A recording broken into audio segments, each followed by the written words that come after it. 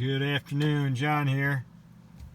Had to replace my, I think it's a 7-inch screen. It's a 2016 Chevy Colorado. It'd been bad for, I couldn't do anything. The touch screen just didn't work. I couldn't play the radio or get anything.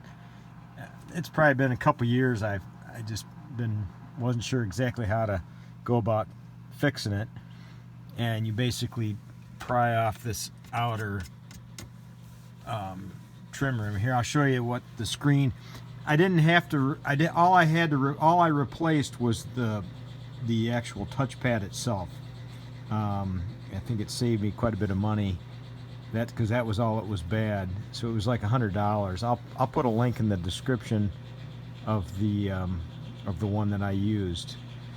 But here's the old one. This is the one this is what it looks like. It's got, if you can see that, where the ribbon pops in, and here's the piece here. But I use this tool here, and then 7mm and a T10 Torx. But that's